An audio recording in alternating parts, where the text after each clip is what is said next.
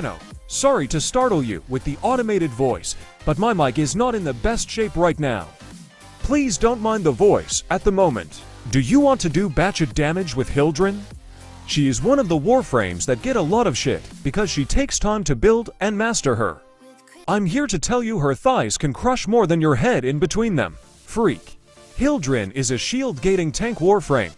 She can support and DPS. Her abilities allow her to supply herself and others with shield and negate status effects. I have two builds, one including Hemlynth and one not.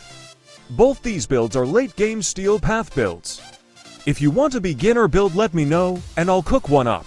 Let's get into her abilities. Hildryn's first ability, Bale Fire Charger, is her exalted weapon.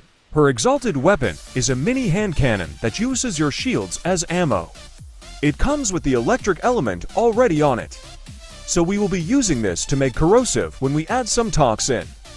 Bale Fire Charger will be the main source of DPS in our first build. It does have an augment, but the augment isn't relevant to this build, and it's mid.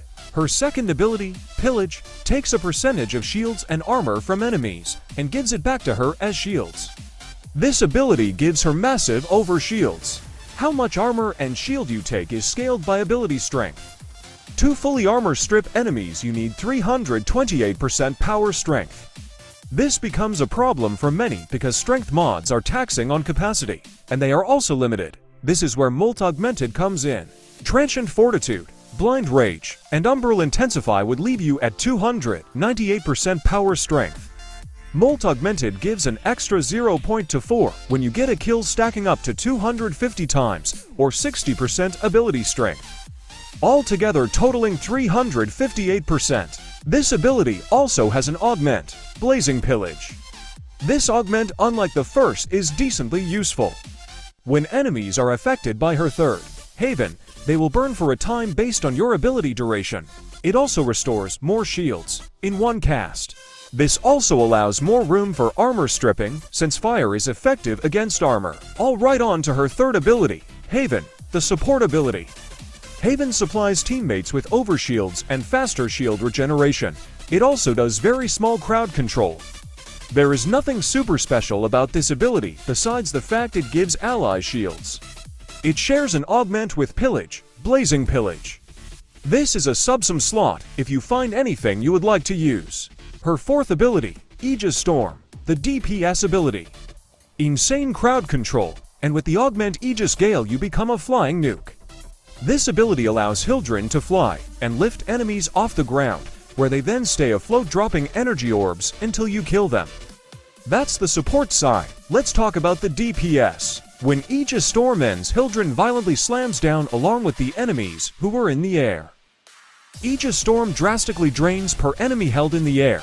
Shields can be replenished by Pillage while in the air as well. So if you are in a crowded room or some sort, you will be able to stay afloat. While in the air, you can only use Bale Fire Charger. This was the limiting factor of this ability until the augment Aegis Gale came. With Aegis Gale, Bale Fire gains an alternate fire that fires 3 rounds in a burst and does more damage depending on Hildryn's max shield. This is so effective because normal Bale Fire Charger is slow. This 3-burst round can only be used while Aegis Storm is active. Before we continue on with the builds, if you have enjoyed this video, make sure to subscribe, like, and leave a comment saying, "I love waffles," if you made it this far without skipping. Thank you. Let's continue with the builds. Here are the mods for the first build. I have Corrosive Projection, an Aviator in the Aura, and Exilus slots for added armor strip and reduced damage while I am in the air. Adaption for even more reduced to damage to increase her tankiness. Primed Redirection for shields, power strength mods, Stretch, and Augur Reach for range. Augur Reach can be traded for Overextended if you want to run a low strength build. Aegis Gale Augment. And for the Arcanes, I have Arcane Avenger for an extra crit chance boost on my Bale Fire Charger. And Molt Augmented to get the full armor strip out of Hildryn. Next, I'm going to show her Bale Fire Charger build. Galvanized Diffusion, Magnum Force, and Hornet Strike for base damage and multi-shot, Lethal Torrent for fire rate and multi-shot. Pathogen rounds and Convulsion for corrosive, and Scorch for status chance and heat. Target Cracker or Prime Target Cracker for those big damage numbers when you crit. And finally, Arcane Enervate increases critical chance by 10% every shot, and after 6 big critical hits, it will reset back to 0. Big critical hits are anything above 200%. And last but not least, our companion. Any one of your choice, but you must have Shield Charger and Guardian for the Shield Gate. And then to top everything off, 5 Azure Archon Shards, all with shield. Now on to the second build, the support build. I personally use this a lot because I enjoy weapons. On this build I did use for Strength Crimson Archon Shards because I did not have a max Molt Augmented, but now I do, so it's up to you what you want to do with that. It's essentially the same as the DPS build, except I have a Roar Subsum instead of Aegis Storm.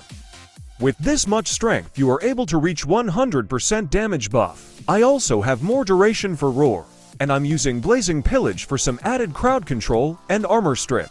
That is pretty much it, everyone. I hope you take some inspiration from these Hildryn builds. Don't forget to subscribe and comment "I love pancakes" if you reach this part of the video. Thank you for watching.